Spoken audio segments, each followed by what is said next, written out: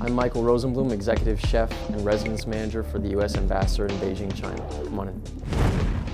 Welcome to the residence. Today we're going to teach you authentic American cuisine. Let's go.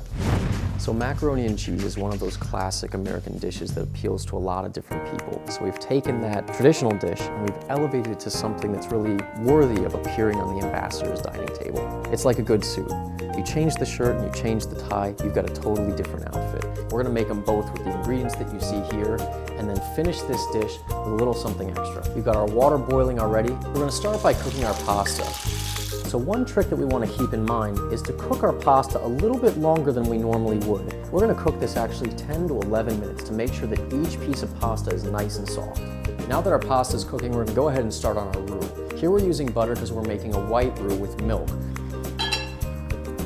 Now in order to keep our cheese sauce nice and white, we want to make sure that we don't let any color develop on the roux. So we're going to cook it over a low heat just for 3 or 4 minutes until all the flour is fully cooked. Okay, our pasta's done. We're going to strain out the extra water. We want to add a little bit of fat to keep the noodles from clumping up and sticking together. You could add either butter or oil. I like to do both. Both are going to add unique flavor, but the oil will make sure that even if the pasta cools, the noodles don't stick together. All right, our milk is simmering now, so we're going to turn off the heat. We always want to make sure that we never add a cold liquid to a hot roux. It's always going to be hot and hot mixed together.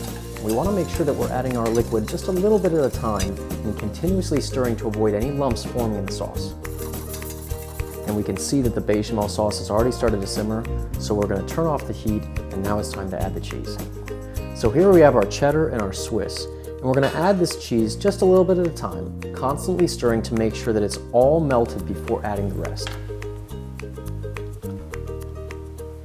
Now you can really use any kind of cheese for a macaroni, but it's important that the cheese you select is a good melting cheese, and that means that when you add it to your bechamel sauce, it's going to be nice and smooth without a whole lot of lumps. Needs a little bit of salt, touch of white pepper. Now we're ready to combine our sauce with our pasta. Now once we've mixed our sauce in with our pasta, we're going to add just a touch more of this grated cheese, and that'll ensure that each of our guests will know exactly what cheese we selected for this dish. Macaroni's done. Let's fill the molds.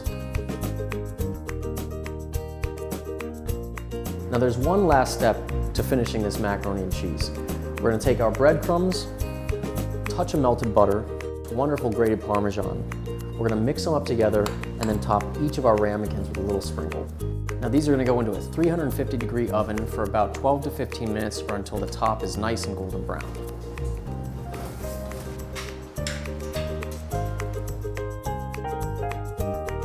So it's been about 12 minutes and you can see that these little individual macaroni and cheese ramekins are bubbling away. They smell fantastic. Now we're going to finish these with a little bit of our fresh parsley and then one other something special. Ambassador Baucus' wife Melody loves truffles, so we're going to put a touch of black truffle salt on the top of each one of these before we send them to the dining room. Classic macaroni and cheese revisited. This is a dish that anybody's sure to love.